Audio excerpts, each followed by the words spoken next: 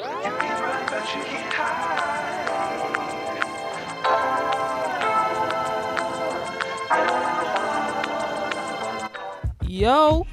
welcome to another episode of the Healing Exchange podcast. You made it to a whole nother episode, and I'm so thankful for you. Thank you for joining me on an all new episode. I think we on episode 3. Thank you so much for joining in.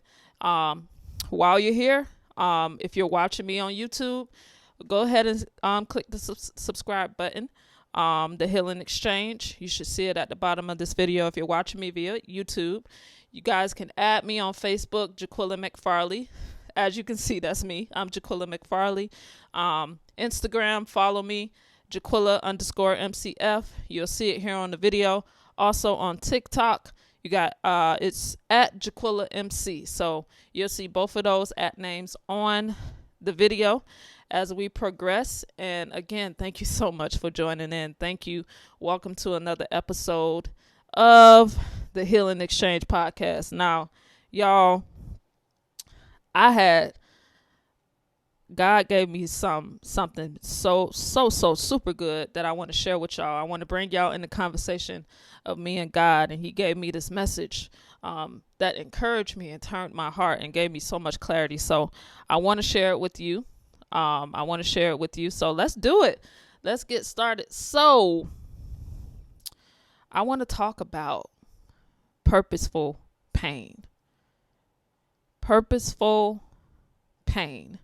Now, when you see the two words purposeful, purpose and pain, you got a positive and a negative, or like a neutral and a negative put together. So to put purpose with pain, it doesn't make sense. But I want to talk about, now I'm not talking about, let me preface this. I'm not talking about the pain that we put on ourselves, unnecessary pain, or pain that we put on ourselves because we refuse to forgive, or we refuse to change, or we refuse to turn the other cheek, whatever. I'm not talking about that type of pain. I'm talking about the pain that you cannot control. The pain that happened to you that you didn't ask for. The pain that fell upon you when you didn't do anything. I want to talk about that pain. That pain, I want to talk about how it's purposeful, why it is purposeful pain. Now, y'all, this was so good. I got my notes here. So if y'all see me looking down, if you watch me on YouTube, you see me looking down every now and again. I wrote some notes because I don't want to leave nothing out. Because this was so good to me. This was really good. Now I wanna preface this and talk about. I'm gonna base it off the life of Jesus, or the death, burial, and resurrection of Jesus. That's how I wanna get this going.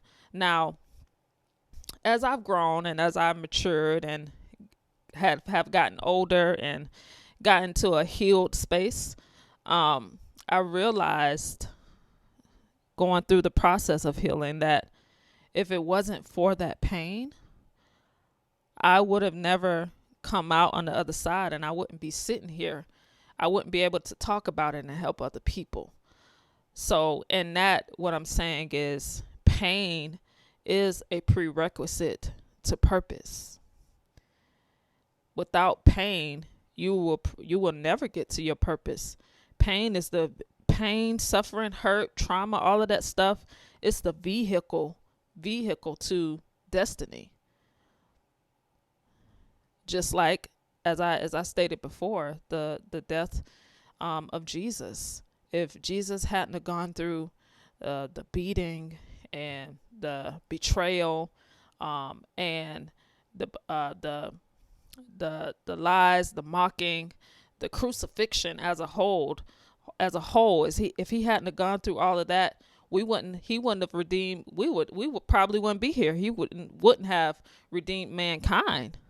If he hadn't have gone through the pain points, the pain process to get to the cross, hang on the cross, and then eventually give himself up to God to save. He hung on the cross for our sins. So that was the purpose in his pain.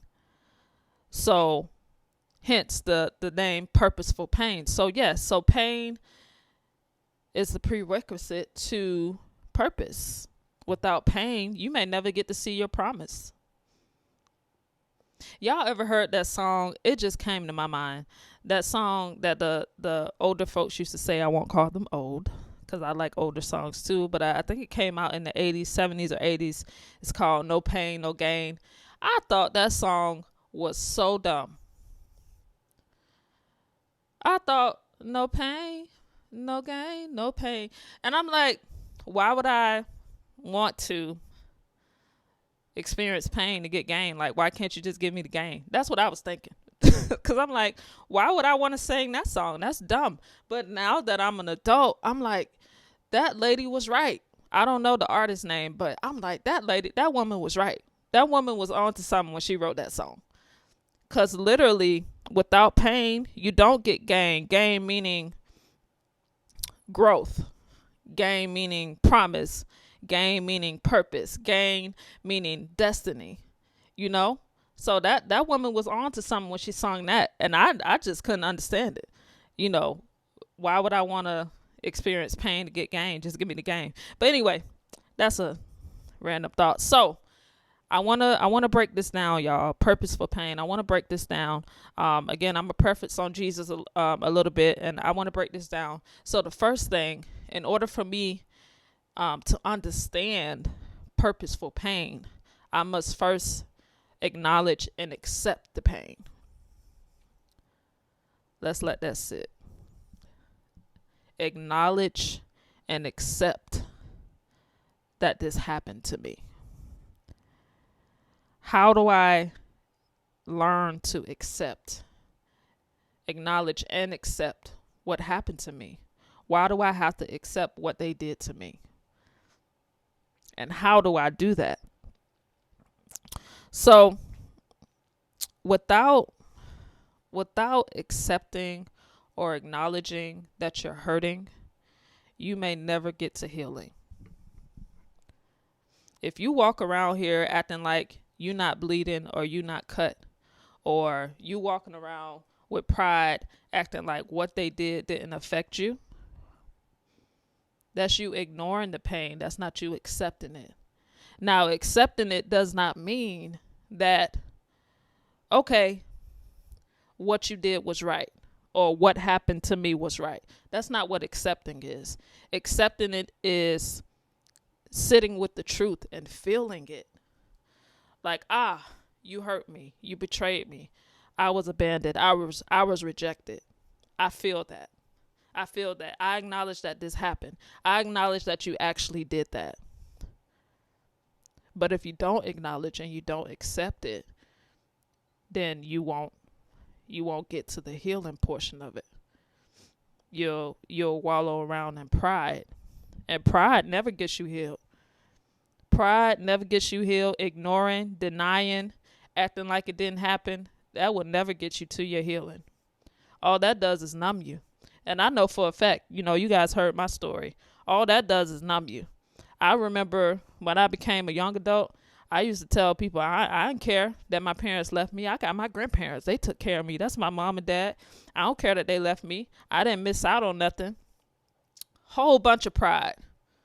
Knowing I'm lying. Knowing it hurt me. Knowing it affected me. I would say that to people to their face and go home and cry myself to sleep. That's denial. But accepting it is saying, it's not saying what they did, I'm okay with it. But I accept and I acknowledge that it did happen and it did hurt me. And that takes vulnerability, y'all. That takes a vulnerability to acknowledge that.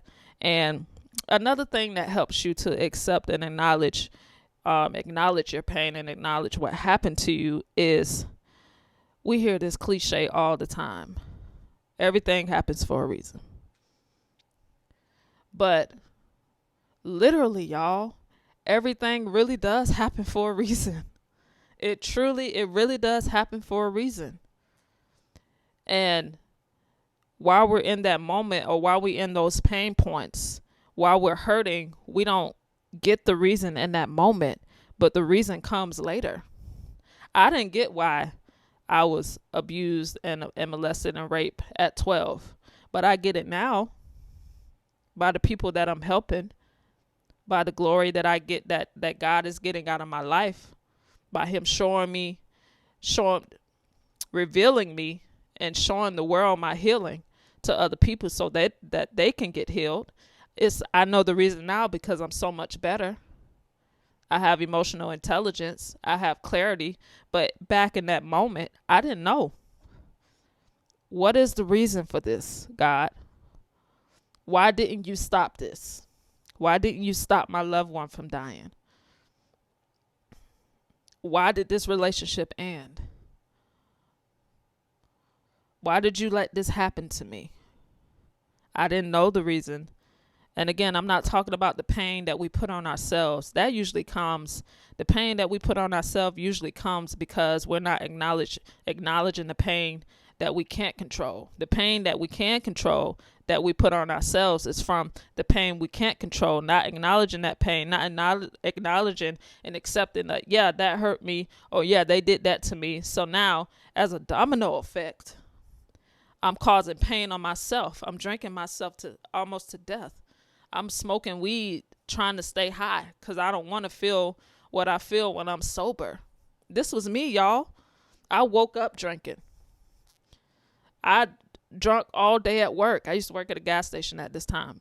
I used to smoke marijuana like a chimney just so I didn't want that feeling of soberness. Because I know if I get sober, I'm going to feel pain. I don't want to feel pain. So let me get drunk. Let me get tipsy. Let me get high.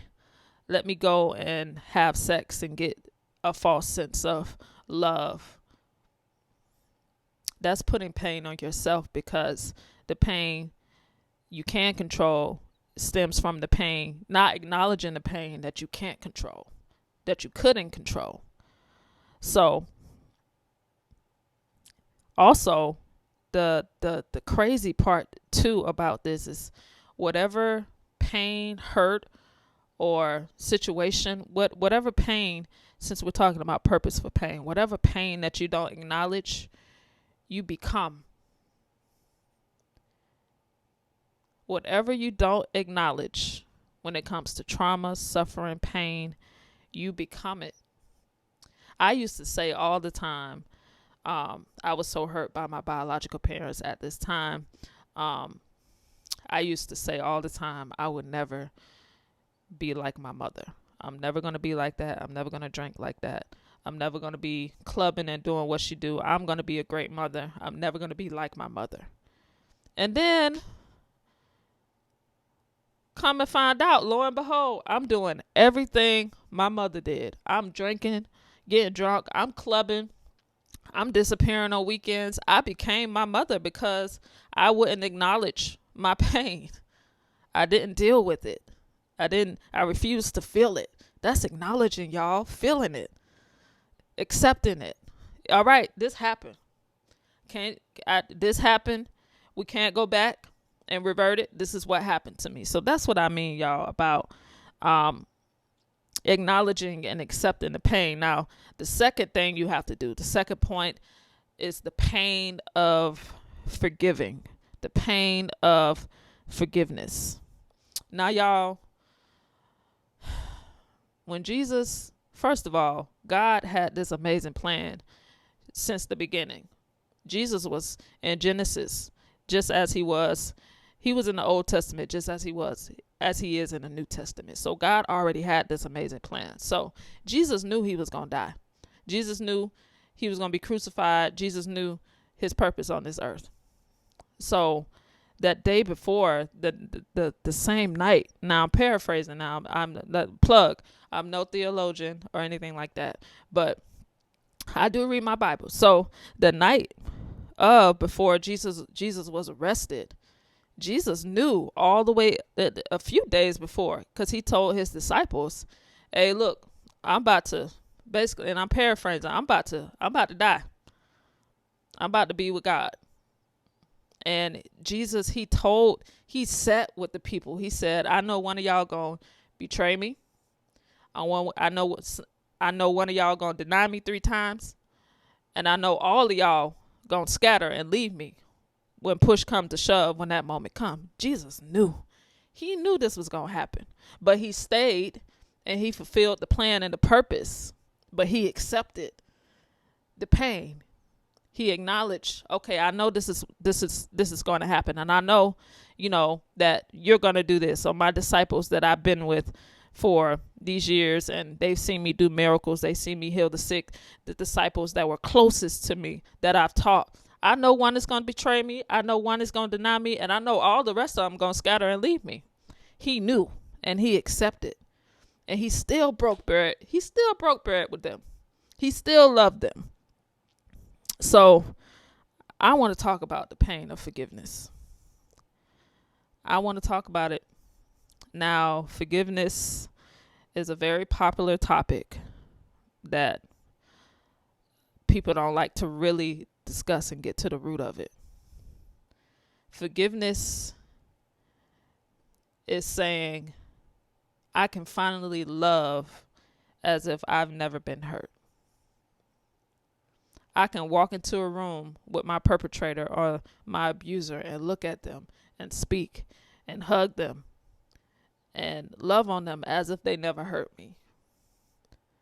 I can love as if I've never been hurt before.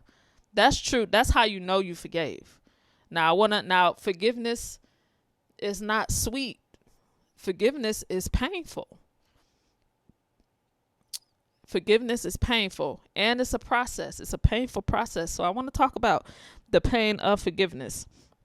How do I forgive these people that hurt me? How do I forgive the situation that happened? How do I forgive myself for what I've done to myself or what I've done to other people? Because we sit in unforgiveness and hold people to unforgiveness, but we don't realize the people that we've wronged, how they may be holding unforgiveness against you. So how dare you, how dare we ask for forgiveness, but we're not willing to give the forgiveness? God said in the Bible and in the Lord's Prayer, we always talk over it or read over it, but it says to forgive our Father who art in heaven, hallowed would be thy name, thy kingdom come, thy will be done on earth as it is in heaven. Give us this day our daily bread, and forgive us our trespasses as we forgive those who trespass against us. So it is simultaneous. It happens at the same time as we forgive those who trespass against us. Don't ask God for forgiveness if you ain't forgive your mom or your dad or your sister or your brother over there, because he not gonna forgive you until you forgive them. So let's talk about it, y'all. Let's talk about the pain of forgiveness. How do I forgive? So I gave you one point. Forgiving is the essence of, you know what? I can love as if I've never been hurt. Another thing you have to do, and this is what I had to learn, this is what I'm still learning. You cannot put a face and a name to your pain. Let me explain. Don't focus so much on who hurt you. And you know why? People who are hurt other people. Y'all hear that saying all the time. Hurt people hurt people. And it's true. Because whoever wronged you, whoever pained you because they were hurting. And their wrong against you has everything to do with them and nothing to do with you. Y'all heard that? I said them hurting you has nothing to do with you and everything to do with them. Y'all got to understand, people don't just wake up in the morning and decide, it's a good day to go outside and hurt people. I think I'll go and hurt Jaquilla today just because I want to. People don't wake up angry. People don't wake up mean. People are not, well, I won't say wake up. I will say people are not born angry. It doesn't just happen. Something happened to them. Now, this is not making an excuse for what happened.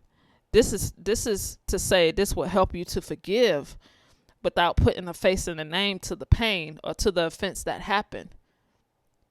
But sitting here and say, you know what? They're hurt. And because they're hurt, they hurt me.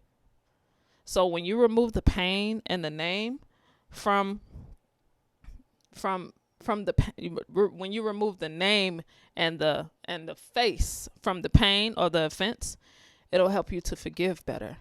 It'll help you to release them. Because, sometimes, most of the time, and I know for sure, people treat you how they feel about themselves. Let's just first get that out the way. The Bible says, love your neighbor as you love yourself. Love your neighbor as you love yourself. Yes, so how I love me will determine how I love you, right? So if somebody is hurting you, mean, going off on you, cussing you out, jealous, envy, whatever the negative connotation is, that's because that's how they feel about themselves. That's how they treat themselves in private. You may not see it in public, but that's how they treat themselves. That's how they feel about themselves. And you become collateral damage to their war with themselves. I've made so many people collateral damage because I was hurt. And I can boldly confess that. I've hurt a lot of people because I was hurt. And in turn, the war that I was having with myself hurt all of these people, had all of these catastrophes with relationships and division and all of these things that I've caused because I was angry, because I was hurting. So I hurt you. So when you keep that in mind, it'll help you to forgive much better. So again, don't focus on who it is. Focus on the offense. Think about, hey, you know what? They hurt me because they're hurt. That'll help you to forgive. Now, here's the thing about forgiveness, though. People think that forgiveness is just a one-time thing. Forgiveness is literally a process. And just because you forgive, that does not mean that you're never going to think about it again. It does not mean that you're not going to get triggered by it. Every time, and I say this all the time, every time you think about it, every time you think about them, forgive again. Every time it come up in your mind and you get a rising and you get emotional and you get angry, forgive again. Every time you think about it, stop, forgive again. Forgive as much as you need to until you're free from it. Forgiveness is not a one-time thing. All right, I forgive you and I move on. And then you think about it. That's not true forgiveness. Forgiveness is a process. Every time you think about it, say, I forgive you, or I forgive this, or I forgive this person. And say it out loud. Don't do it in your head.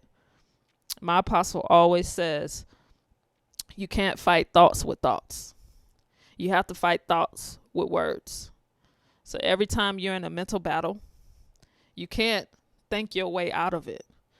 You have to fight thoughts with words. You will never fight thoughts with thoughts. So you have to get out of that. You have to go outside. You have to say your affirmations. You have to say it out your mouth. You have to oppose your negative thoughts with your words. Because words really do truly shape your world. They truly do. Words are powerful. So the third thing, after we've accepted it and we acknowledged it, and now we have forgiven them. Every time we think about it, we are forgiven. Now, I want to talk about recovery pain. Now, this is one of the most important pains. Now, if you think about when if you ever had surgery, I've never had surgery, but I've had family and friends that have had surgery. If you think about just physically from a medical perspective, you go to the doctor because something is wrong. Something on the inside is wrong. Something ain't working right, doc. I need your help. And you go and they say, you know what? We have to remove whatever the ailment is. We have to remove it with what's in your body. So they take you in the surgery room, they put you to sleep, and they cut you. They cut you. So in order to recover, God got to break you. He got to crush you. He got to cut you. He has to break you, break off all of that residue, break off those things that you learned so you can unlearn it and relearn it. He has to break the toxicity and the negative mindset. He has to break what you may have picked up or what you may have learned from negative patterns. He has to break certain spirits that's within you. He has to break and crush and purify your heart. And breaking, crushing, cutting, squeezing, that don't feel good. That don't feel good. So the misconception with healing, people, not all people, but some think, okay, I come to God, or I've forgiven, or it's going to be white clouds and life is going to be easy. And all right, after I do this is it. I'm done. And it's not. You're going to go through some recovery pain. God's going to have to cut you open and pluck out all of those things in your heart, in your spirit, in your soul. He's going to have to cut you, crush you, break you, meaning you're going to have to go to therapy. You're going to have to get mentorship. You're going to have to change your environment. You're going to have to acknowledge some truths. You're going to have to be able to accept correction. You're going to have to be able to be willing to be uncomfortable. All of those things. He has to bring all of that dirt, all of that toxicity to the surface, bring it out of you, sew you up, so that you may be made new.